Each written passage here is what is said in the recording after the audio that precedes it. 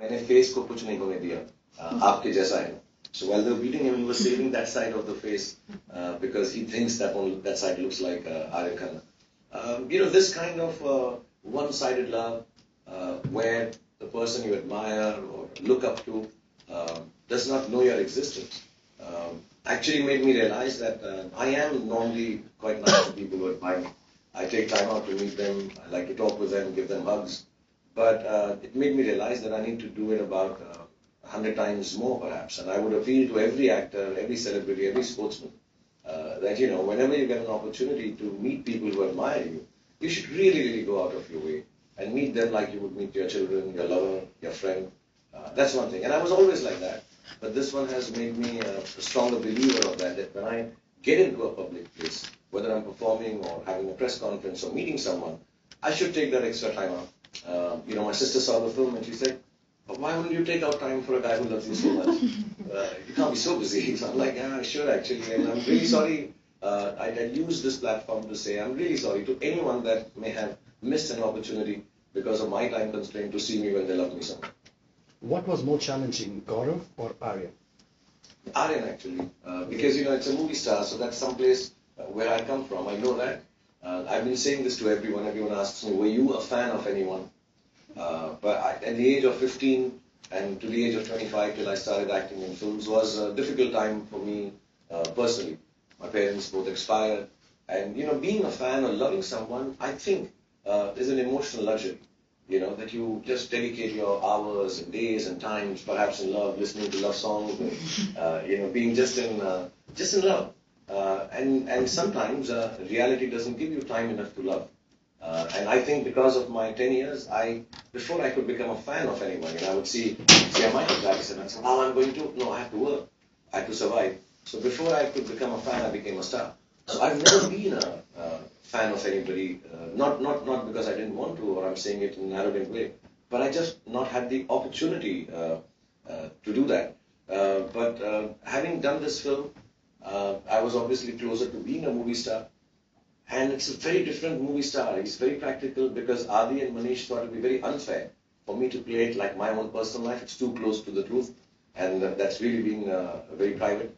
So I have to play a more practical, perhaps a more reserved, more realistic movie star than I am. There's no flamboyance because we didn't want to ever show the shooting part of the movie star. We just wanted him to be seen in his personal space. And I had to maintain the dignity. The movie should never say, this guy was right or this guy was wrong, or there's no black and white in this. Both of them are correct, or both of them are just leading their lives what they believe. So you should not come out of the film feeling, this one he could have done. You should just feel they had an experience which happens to very few people. So to save the dignity of the movie star without having the trappings of any flamboyance, extremely difficult for me. Like even when I watch the film, more than Gaurav, I'm like watching Aryan Khanna, I'm hoping that I maintain his dignity and what he stands for.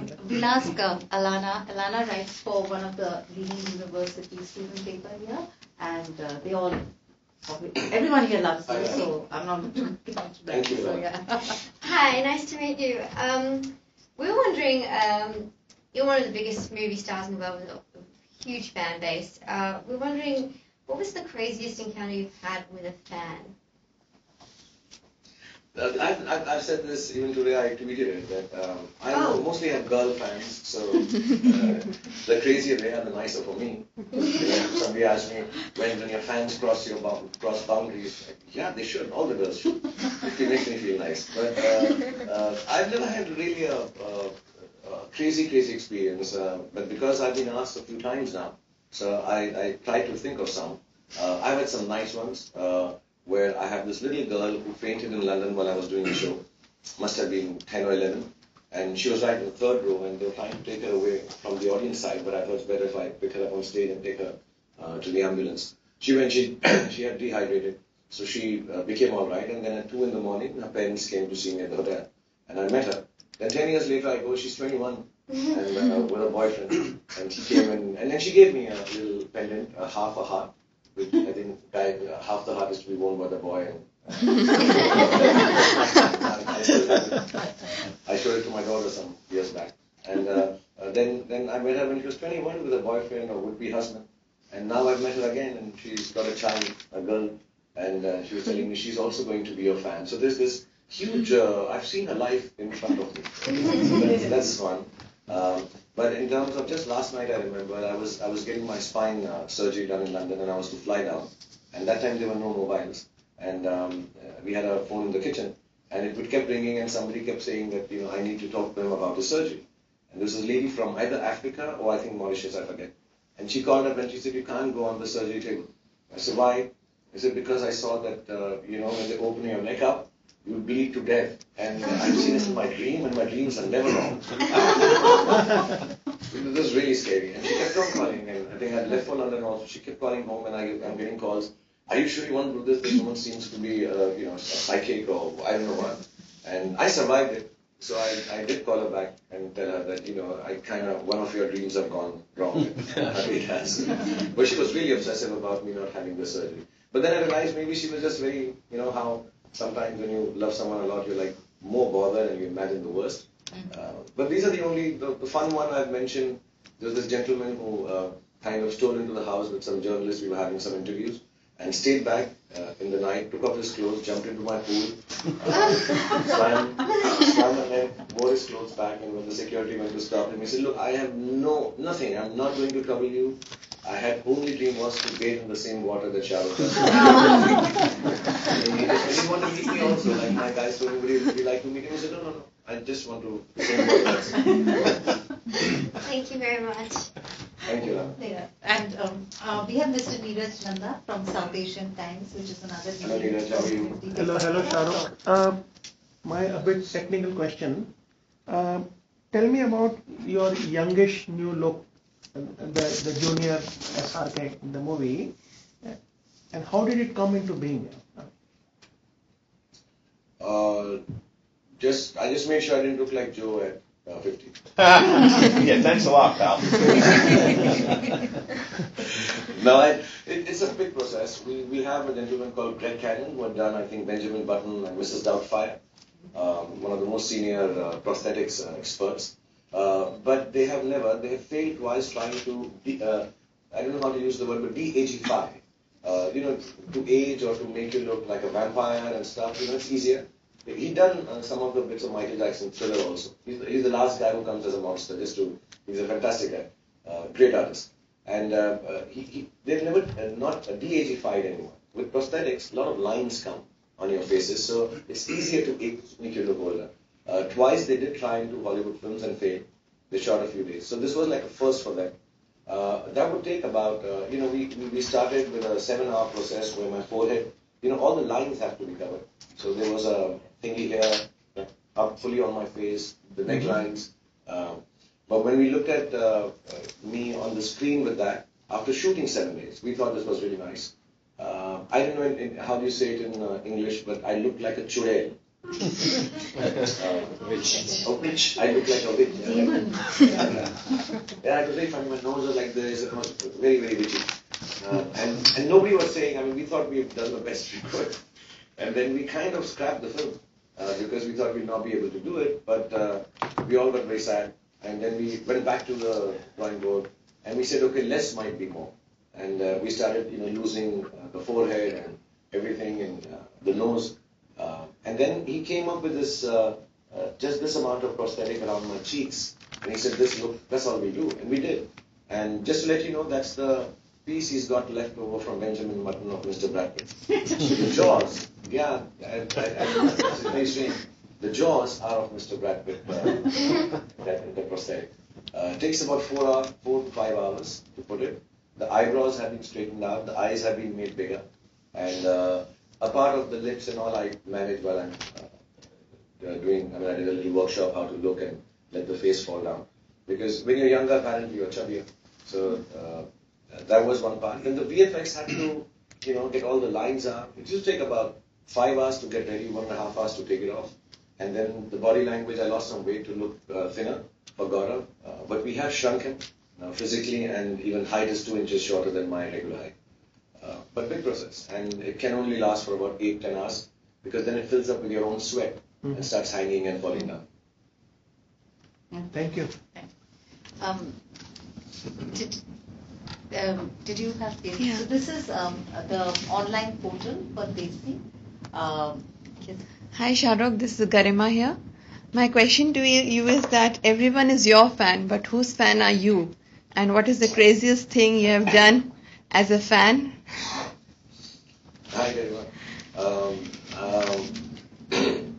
I mean, now I can say that because now I have the luxury of time and space to be a fan.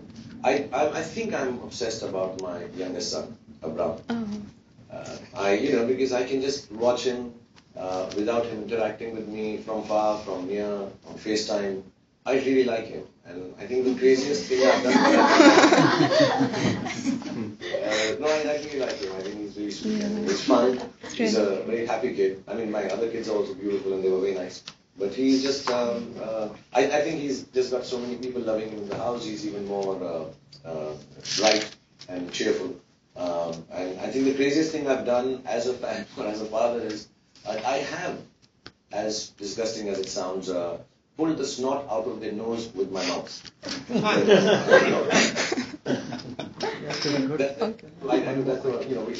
you have a pump, but if you don't have a Yeah. pump, you have to do it with your mouth. Yes. Thank you, Shahrukh. He's really cute. Thank you. Mr. Nanda has one. Shahrukh, where did this story idea come from? Is it just you felt about it, or who? No, it's Manish's completely. I had no idea. This was 10 years ago. He came from, he's studied film in CalArts. He did masters in films in CalArts. And he had a desire. He's from Delhi. He's gone to the same college as me. When he was in CalArts, he got opportunities to intern in America with some really nice filmmakers. But he came up with this story idea. He has a friend actually called Gaurav. They both liked me a lot. And he said, there was a story, he would like to meet him, what would happen. While discussing, he came up with the story and he left America and came down to make this one film. Even now he threatened when he was doing the film that this is the last film that I'll make. In the interim, he made 3 other films, Shuddesi Romance and Ladies Tailor and one...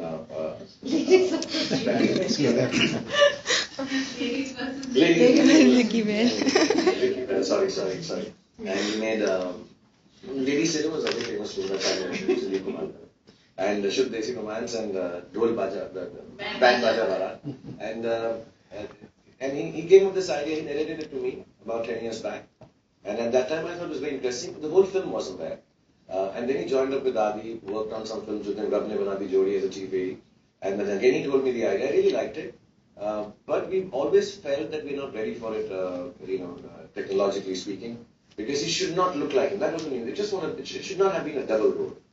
So then one day I was working for Chennai Express and I saw him looking a little down and out.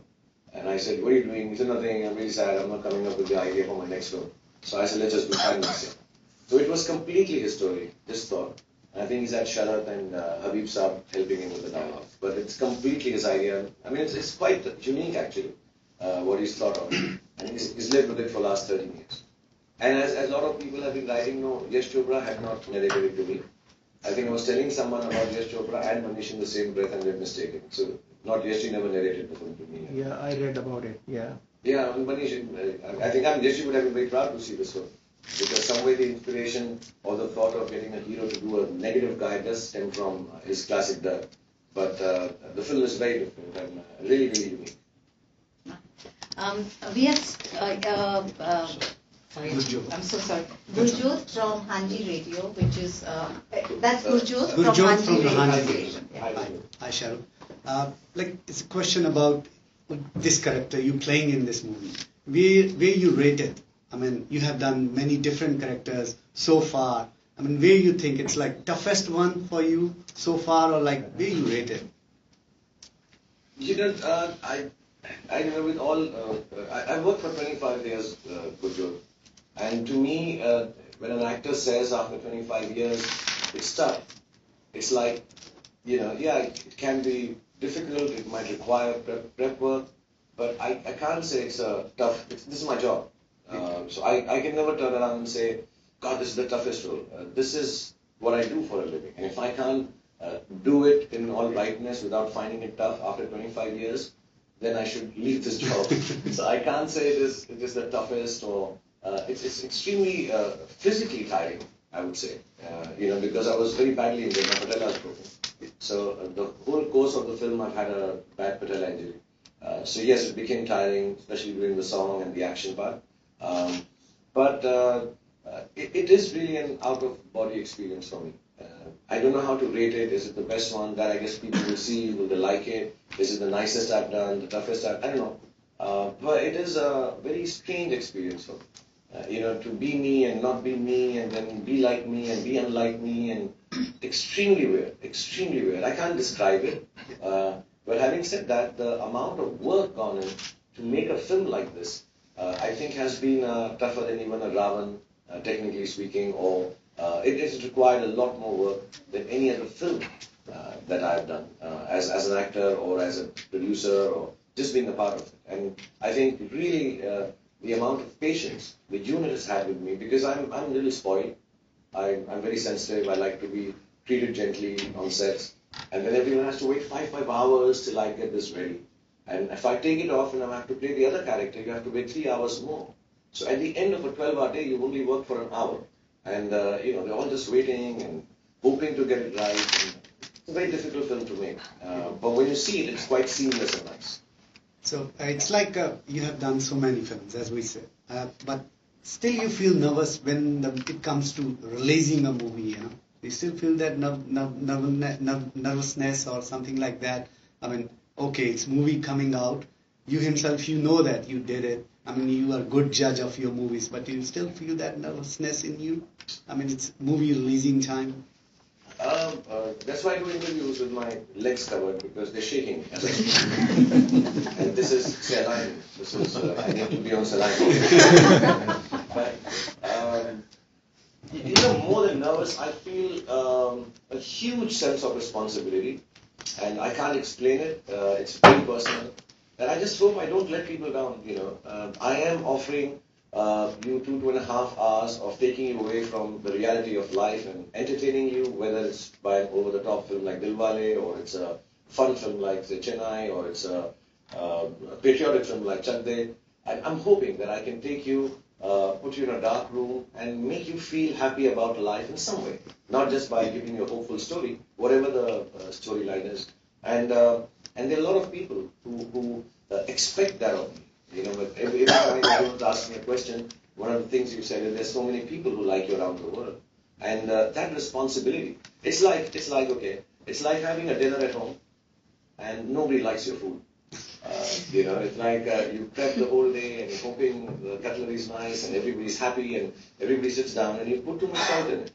And it's not the fact that the food went wrong. It's just that, God, what happens to all these people who are all looking forward to this dinner? So if the serving goes wrong, it's very, very disheartening, and I take it very personally. It's not the box office, it's not the numbers. I just feel very sad that I've not been able to. So more than nervous, I feel extremely, I feel extremely down when I'm releasing a film. I'm very anxious, and I'm very hopeful that I've been able to deliver the promise. And it's not a burden. It's genuinely an emotional thought that I hope everybody gets happy. And you don't make everyone happy with every film. So I'm really in a very down state of mind when I'm releasing a film. I'm extremely sad for letting it go, and I'm very, very worried that I hope everyone likes it and has that. I don't want to waste anybody's time by making promises of being such a huge star and being SRK and XYZ and having millions of followers and lovers, and I waste your 2.5 hours. I mean, that'll be really sad. Yeah. So I feel that sense of responsibility more than nervousness. We have Stephen from Malaysia Tank. Hi Stephen, how are you? Hi, Dato' Shahrukh Khan. Thank you, Selamat Patang. That's good evening. How do you feel being loved by so many fans in the world as well as 24 million in Malaysia? I love it. I feel really, really thrilled. I say this to everyone. When I came to Mumbai, I had no family.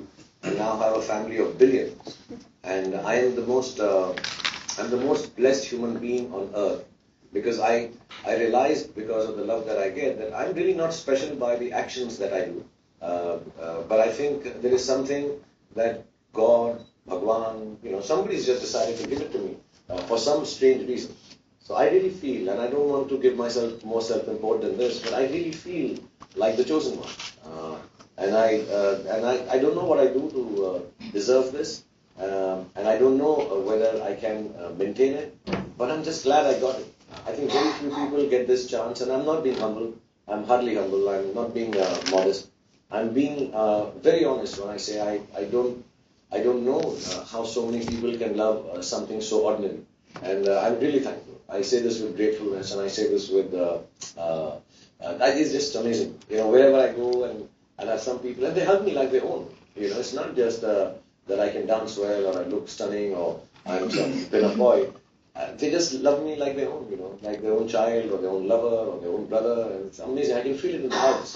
I notice that difference. So I'm extremely grateful. Dr. Shahrukh, one of the other thing is I'm also here as a fan, and the first I wouldn't have guessed it. I didn't see the T-shirt. Diwali T-shirt. And you were saying earlier about you'll be disappointed if you do a show and you wasted your fans' time. The first 3 shows that I saw were Devdas, Kaho Naho, and Om Shanti Home, and just took me away. I got hooked into Bollywood movies. I mean, I started Bollywood movies very late, about 10 years ago only. But it's every time when I finish seeing your show, it is so, you get a feeling of being satisfied that the time was well spent. And some of the songs that you have in there, especially like in Devdas, the wedding scene, and where Ashwarya had the lamb in the palanquin, that scene itself means so much. There's no word to say, just the music being played. It's such a tremendous loving moment. And your Kaho Naho, where you say, hey Frankie, and then you start to sing Mahive, that song, and the dancing was really good. You with Saif Ali Khan. And Stephen, I just want to tell you, please don't say English Babu Desi Mein or Guddu. I really miss you. No, I think it will still be enjoyable, Charu. I think you're very humble. Thank you. No, thank you. And I'm being honest, yeah, some films, I met some really bad films too. And I thought I even knew it at some time. The worst would be I didn't know. So I knew it, but you have to complete them. So I'm sorry for the bad ones, and I'm glad you like the good ones. Thank you. And Aishwarya helps. And we have Tom, who Hi, Tom. Hey, nice to right meet you. at the back. And Tom writes for the Swinburne paper. And Tom had a question. Yeah, thanks so much for your time, Shahrukh. You've been a public figure for some time. Obviously, how do you feel the nature of fandom has changed through your years in the industry, particularly given new media and the internet? I'm fortunate, on weekends I have people who come down to see me, and I wave out to them, I say hello to them whenever I'm at home, because that's the only interaction I have on most of the time, because otherwise I'm on the sets. I equate social media to still the same kind of people who are outside the house waiting to see me, So some of them have come because they really want to meet me. So some of the people on the social media like me and they want to interact with me, figure out some stuff, what I say, what I interact with them. The others outside my house have just got stuck in the traffic. They don't really want to do it. So some of the people on social media just, so they are like that. Some of them, especially my neighbors, hate the inconvenience and hate me for that. And so some of them on social media just hate me. What the hell, what is he doing, raising his arms there? He can't act, he's just boring us, and I want to let him know this is wrong. Like my neighbors do, they shout out from, go away, get inside the house, we don't want to see you, and stuff like that. It's weekend, they're having a day off, so I apologize to them.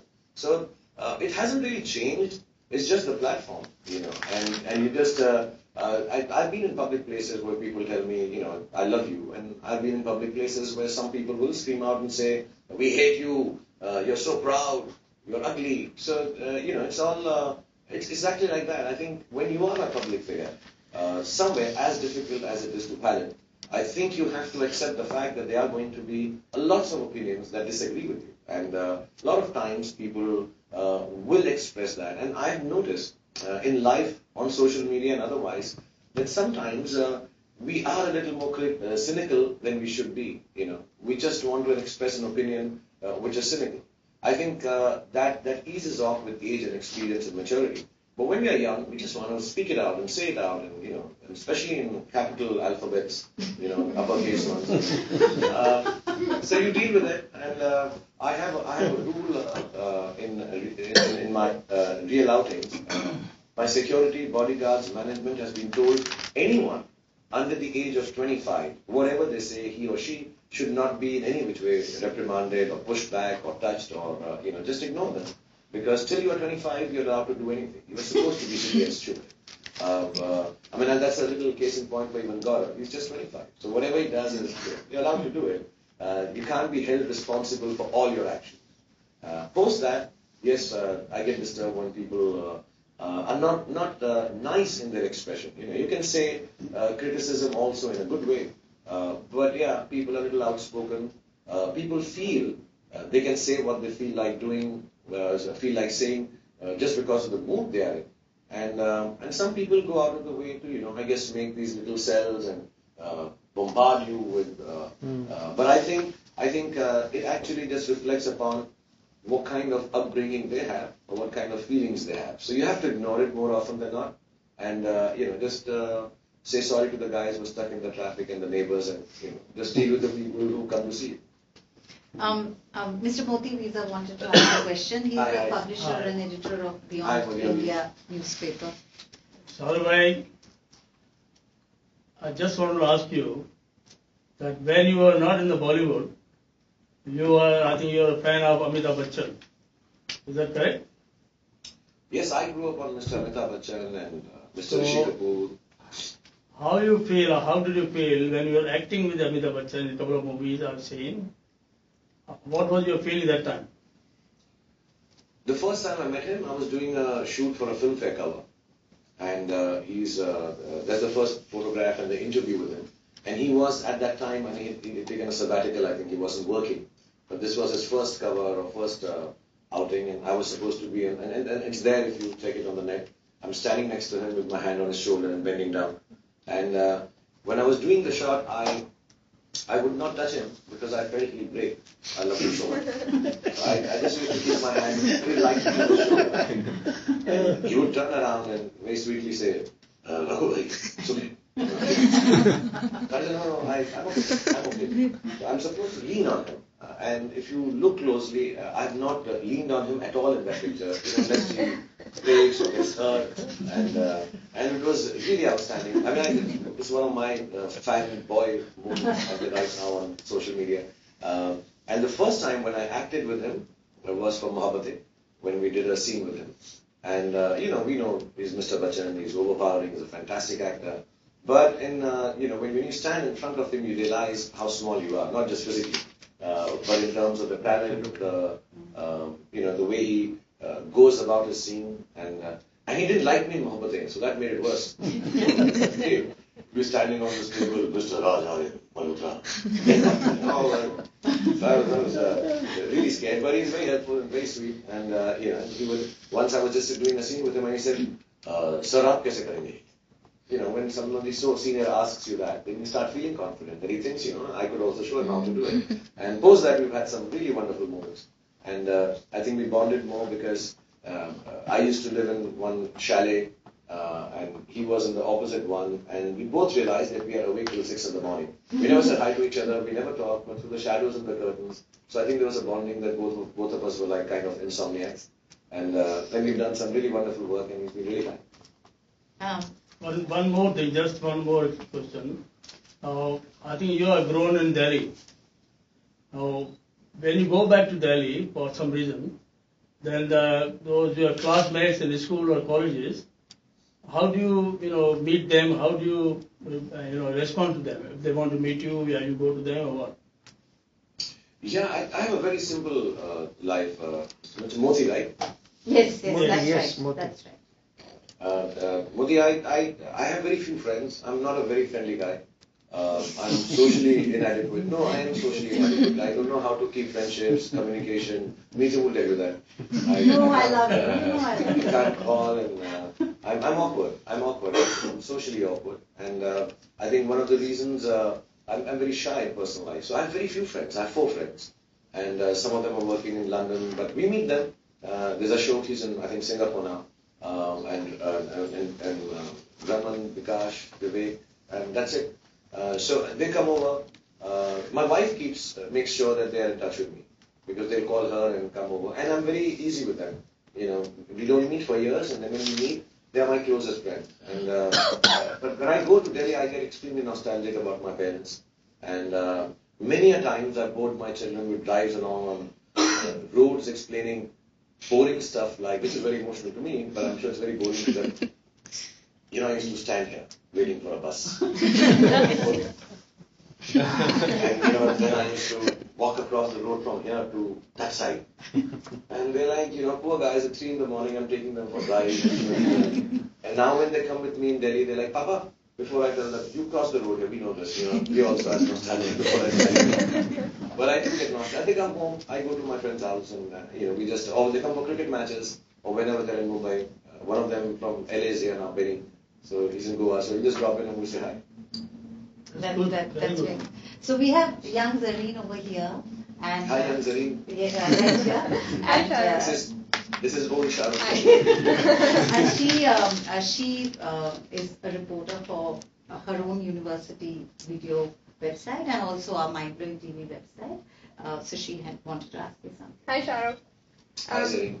So this movie is very much focused on the relationship between stars and fans. What sort of emotions do you hope to leave with your fans through this movie? Zareen, I'll be honest, I don't know how everyone will react. It's a very scary film. You know, yeah, I mean, you know, I hope. So there are a lot of, because when you're a commercial actor, I think you have a set of people who will say a lot of things to you. And some of them are, God, they're going to hate you as the movie star. And I'm like, you know, the trailer's out. And I say, that मैं 5 seconds भी क्यों दूँ? You know, why should I give you 5 seconds of my life? It's my life. And how can you be so rude? My sisters told me 3 times. But you could have just given him 5 minutes. What is wrong now? You know, then he'll have no problem. You'll have no problem. So why do you have to be so arrogant? I said, I'm not arrogant. You know, I just felt it's not the right way to behave with me. So I think there will be a lot of people. Somebody saw the film and called me up and said, which was nice. It's a compliment. They said, listen, the role you've done is good, but that new boy who's he's much better than you. So I have a problem with your starter. So I'm like, okay. So just to declare it, it's me, okay, guys. If you like Gaurav more, that's also me. Don't give credit to some other newcomer who's going to come and take my place. I hate it. But having said that, I don't know. And the fan is really obsessed, and he's very beautiful. I think he's really nice. I think I've played him all heart and with a lot of gentleness and like my daughter thinks he's the cutest person that she's ever met in her life or seen he play. So they're sweet parts. But then there might be some people who feel differently as my admirers and say, I'm not like this. Why did you have to show him like this? So I don't know. But I think it will leave everyone with a sense of, I think, if not happiness, a sense of extreme satisfaction with the storytelling part of the film. And I hope that comes through. And I think they will like the characters. I think Gaurav perhaps more than the movie star. Though I'll still root for the movie star. But I think it's a very wholesome, overwhelming, and very cinematic experience. I can only put it across as that instead of taking a side and hoping. And I hope people think I've been able to satisfy them for 2.5 hours in whichever part they like. I hope they like the movie because it's really an interesting, overwhelming experience. I have one more question. So every year Mindblowing hosts the Indian Film Festival of Melbourne, as you know. And I haven't planted this. Let me just give a disclaimer at the start. And in all our feedback forms and everything, our audience keeps telling us, when are we getting Shahrukh? So when are you coming here for the Indian Film Festival? I don't know, when is it? Which month is August. it? August. Whenever you're free. Okay, Okay, I'll tell you. I think in August I'm in America for some days to drop my kids there for studies. But I'll figure out, and if I can, I'd love to come. It's never been that I don't want to come. But the paucity of time, and then the travel is a little long. And, Yes. I've always got stuck with that issue. And somehow I'm always, I think maybe it's the month. You have really heavy shooting in those months, normally outdoors, because I think it's warmer and it's raining in Mumbai. So we're shooting either in London or America. So it becomes like completely out of the way sometimes. But to all the people at the festival and all the Indians and all the Australians and everyone, it's a great thing. It's it's kind of started. It was nascent and new when I spoke to Meetu. And since then, I get to understand how big it has grown. So, mashallah, and I'll inshallah be there. I'll really like Thank to come. you, Shahrukh. And in fact, the first year was Chak De India when you were there we had it. I've not been there. And you gave lots of spent ideas. some time. Yeah, I want to come to Australia and spend some time here. Thank you. I'm sorry. It's my team is very keen, and she does, and we all love you. So I don't want you to think it's a plant or anything like that. Even if it's a plant, I like it. But I just wanted to take 2 minutes and share one of my favorite memory with the room and all the media here and you is, I was very lucky to work with Shahrukh or Chak De India, and everyone before we worked on the film, everyone, especially Anaita and everyone said that once you work with Shahrukh, you can't work with anyone, you just get completely spoiled. And I thought that, no one can be that awesome.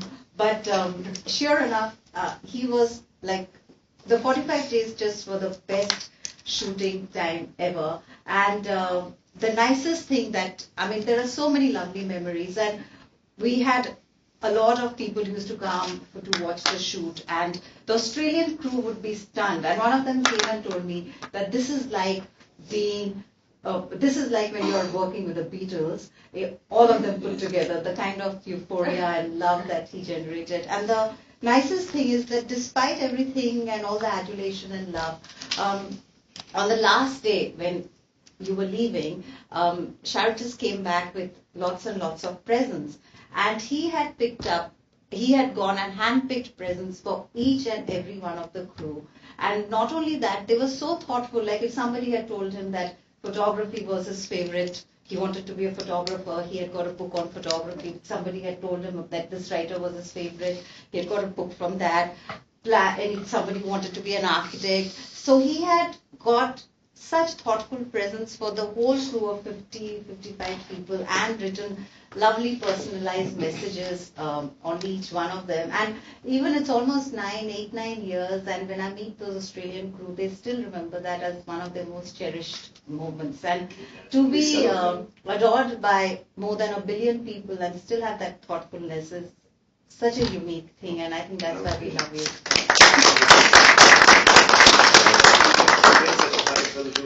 Yes, no, it was a great film. Nice, yeah. Yes. Thank you. Please, if you meet them, please say hello to them. Right? I will. Your PA Alexis is a lawyer now, and we had after that Salman Khan here for Mayor Mrs. Khanna. Amir came for the festival, and every time they asked him who's your favorite actor, they told him Shahrukh Khan.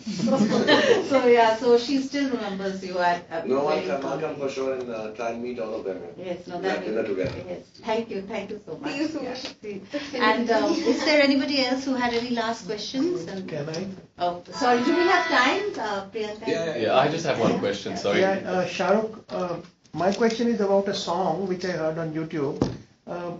This theme song of the movie, which is in different languages, different people singing. So I couldn't understand how is it in the movie. I mean, there's no song in the movie. We don't have any songs in the film. Okay. It's actually a little diverging from what normally is equated to Bollywood. We have the background score by an Italian composer of renown. I forget his name. Sorry, I'm really bad with names. Sorry. What's his name? Andrea. There are no songs in the film at all. It's a thoroughbred thriller, and a lot like more anglicized Western films, where you go in one chain of thought. We don't have characters who are doing comedy. It's in our attempt sometimes to make a wholesome entertainer. Indian films are like a cabaret. You have a little bit of song, you have a dance, you have a comedy, you have colors, you have an action. So this film is actually a lot like an international film you see. Maybe a trifle long compared to an I think it's 2 hours 10 minutes run time in the film, and then their titles and stuff. So it's an interesting move away. Even Chak De had some background lyrical songs, but this one doesn't have any at all. It's just got pure music, unless it's playing on radio or on television in the areas. So this song was actually, we thought that we should have a song. We call it the fan anthem, and it doesn't come in the titles of the film either. But the idea is that any fan, not just of say me as a movie star, but of a celebrity, of a cricketer, of a soccer player, of anyone, can express their feelings for their someone who they admire. And also, I felt that it's like a love song to your girlfriend or to your boyfriend. Follow her on Twitter page, because now that's what love is. We follow each other on Twitter and tag them on Facebook page.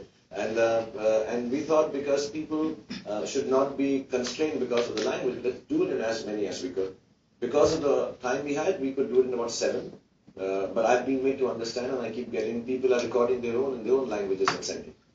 So it's just a thought on Valentine's Day that if you love someone, how can you express by dancing like nobody's watching? So even the dance is very un-Bollywood-like, and the thought is just to really express your love for someone and dance because of that. So it's not in the movie. It just helps a little bit of creating the character for Gaurav, that he's from Delhi and he would dance on the streets like this, and it's very free form. So it's not used in the film in all the languages. The languages are just so that we can appeal to everyone and say that you could be a fan in whichever part of the country or the world, and hopefully the words will be understood by you. Thank you. Yes. Even last. Yeah. Hi Shah Rukh Khan, I'm Amandeep. There's been a lot of talk tonight about fans and celebrities, so my question for you tonight is, just like the chicken and the egg, what is your take on what came first, the celebrity or the fan?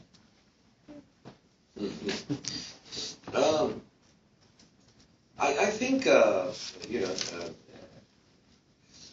don't know the extent of celebrity, but I think most of us, and I'll be a little philosophical here, I think most of us want to find a peg, someone to look up to. I think in a yearning for having someone oversee us, look over us, and we to look up to, I think we even have God, So I'd say the celebrity came first, because I think the first belief in mankind is in God. And I think he or she, as the case may be when we find out, is the biggest celebrity. So I think the celebrity created the fans and kind of looks after them, is kind to them, which does not mean I'm saying I'm God. I'm just mistaken. But I think somewhere down the line, people's yearning to be able to have some peg, some hope, some liking, in a normal daily humdrum of life, makes you want to create someone that you can look up to. And normally I say, people, there's only 2 reasons to love someone. One is if you think they are inspiring enough, you want to be like them, or you already feel they are like you. They're an extension of your personality. There's no third reason to like someone as a celeb or as a, of course, you'll have a great sportsman that you look up to. You'll have a great singer who sings beautifully, a great dancer. But I think we are always on the lookout to have something that we feel reassured by. Their presence in whichever field of work they are in, you feel there is hope. So I think if I was to discount God himself, then I think fans needed to create someone, and we all have. Sometimes it starts with just your parents, or your friend, your wife, your husband. We just create those celebs in our life, smaller celebs maybe internationally not known, and then that extends. So I think there's a human desire to have someone to give them hope. So yeah, fans would have come first, for sure. And then they come last also. They are the most important. And I don't say just because my friend is called fan. I don't think We'll take the last question from Erin, who's a blogger and freelance writer for online digital media. Hi, Cheryl. Hi. Just a quick question. Given we're all talking to you from Australia, from Melbourne, I was wondering if you were a fan of any, Australian films or any Australian actors or actresses. Hugh Jackman. And, I love him, and I think he's. I mean, when I saw him first time, he's so big, so strong. He's like bigger than Wolverine. He's beautiful. I love Hugh Jackman, and he was. He and his family, they were kind enough to come home. I just a small request. I met him at a function at Fiki in Mumbai, and I said, you know, my kids would love to see you. And he dropped in. He was so sweet. And my biggest compliment, Hugh Jackman, who's Wolverine and really fantastically built. He looked at one of my pictures and said, you got good muscles. So, so Hugh Jackman is my man from Australia in terms of, and then a lot of wonderful cricketers because I interact with them. You know, I've been a big fan of Shane Warne and lots of them, yeah, because I think some of them because they're friends now, like Brett Lee and all. They were like people I really looked up to. I mean, they're younger than me, they're friends now. But genuinely, when I used to watch, Thompson, I don't know if you guys remember, Thompson was Australian bowler. Mm-hmm. Jeff Thompson. Jeff Thompson. Yeah. Yes, yeah. Jeff Thompson? Yes. Yeah, so my time I used to see him, he used to bowl with a straight arm action. Not like Malinga, but you know, when I was growing up, we used to just hear cricket commentary. And I was a big fan of, and some films Meetu gave me, some Australian films. I remember there was one I watched, I don't remember the name, but there was one where you know, it's about some train place. Yes, really yes, nice yes. film. Really cool film. So I saw some Australian films there. Yes. And then I like Nicole Kidman a lot. Yes. I think she's fantastic. And I like The Gentleman. I mean, everybody loves Mel Gibson.